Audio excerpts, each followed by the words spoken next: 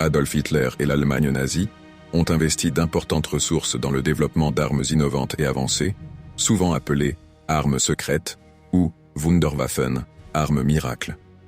Ces projets avaient pour but de changer le cours de la guerre en faveur du Reich, notamment après 1943, lorsque l'Allemagne commençait à perdre sur plusieurs fronts. Voici un aperçu détaillé de ces armes. 1. Les V1 et V2, les premières armes balistiques, VN, Vergeltungswaffen. Surnommée la bombe volante, le VN était une sorte de missile de croisière primitif propulsé par un moteur à pulsation. Il avait une portée d'environ 250 km et pouvait atteindre une vitesse de 640 km/h. Lancé depuis des rampes en France et en Belgique, le VN visait principalement Londres et d'autres cibles en Angleterre. Limite, peu précis et relativement lent, il était souvent intercepté par les chasseurs alliés. V2, Vergeltungswaffe 2. Le V2 fut le premier missile balistique au monde à atteindre les frontières de l'espace. Conçu par Werner von Braun, il pouvait atteindre une vitesse supersonique, 5760 km/h, et une altitude de 80 km avant de retomber sur sa cible. Le V2 était presque impossible à intercepter à cause de sa vitesse. Impact. Bien que technologiquement révolutionnaire, le V2 causait moins de dégâts que prévu, et son coût de production était exorbitant. 2. Les chars et véhicules surpuissants, Panzer 8. Maus. Ce char d'assaut super lourd pesait environ 188 tonnes, ce qui en faisait le plus lourd jamais construit. Équipé d'un canon principal de 128 mm, il était presque invincible face aux chars alliés. Cependant, sa taille et son poids le rendaient peu pratique. Il consommait énormément de carburant et se déplaçait lentement. Seuls 2 prototypes furent construits. Landkreuzer P, 1000 Rat. Projet encore plus ambitieux, ce croiseur terrestre aurait pesé 1000 tonnes et transporté un équipage de 40 hommes. Il devait être équipé de canons navals et d'armes secondaires. Cependant, le projet fut abandonné en 1943, car irréalisable sur le plan logistique. 3. Avions avancés et avions à réaction, Messerschmitt. Me-262. Premier avion de chasse à réaction opérationnelle de l'histoire. Il pouvait atteindre une vitesse de 870 km/h, bien plus rapide que les chasseurs alliés. Armé de canons puissants, le Me-262 avait le potentiel de dominer les cieux. Limite.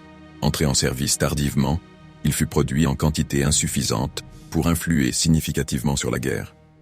Ortenho 229, un prototype d'aile volante avec des caractéristiques furtives. Conçu en partie pour échapper au radar, cet avion inspirera des projets futuristes comme le bombardier furtif américain B-2. 4.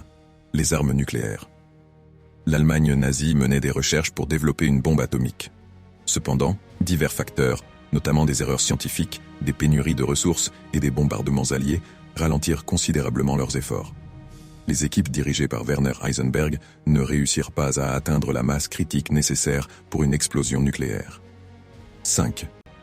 Armes soniques et expérimentales. Sonnengewehr, canon solaire. Un projet d'arme orbitale censé utiliser des miroirs pour concentrer les rayons du soleil et brûler des villes entières. Ce concept était purement théorique. Le ventilator. Une arme basée sur des ondes sonores puissantes qui aurait pu causer des dommages internes aux troupes ennemies. Les essais montrèrent des limites pratiques à cette technologie. 6. Sous-marins avancés, U-boot, type 21. Ces sous-marins de classe avancée étaient plus rapides et plus discrets que les précédents. Ils étaient équipés de batteries performantes qui leur permettaient de naviguer sous l'eau plus longtemps. Ces U-boots influencèrent la conception des sous-marins modernes après la guerre. Texte narratif sur les armes secrètes d'Hitler. Les armes secrètes d'Hitler représentent un mélange d'ingéniosité scientifique et d'illusions stratégiques. Alors que le Troisième Reich perdait pied sur les fronts de la guerre, la propagande nazie misait sur ces technologies pour entretenir l'espoir d'une victoire miracle. Toutefois, malgré leur potentiel révolutionnaire, ces armes souffraient de contraintes pratiques, qu'il s'agisse de coûts, de temps de développement ou de limitations techniques. L'histoire des Wunderwaffen incarne la tragédie de la démesure. Au lieu d'investir dans des armes conventionnelles plus efficaces, Hitler a poursuivi des rêves irréalisables. Si certaines innovations comme le V2 ou le Me-262 ont marqué l'histoire militaire, elles sont arrivées trop tard pour inverser le cours du conflit. Après la guerre, ces technologies ont été récupérées par les Alliés, influençant la guerre froide et l'exploration spatiale.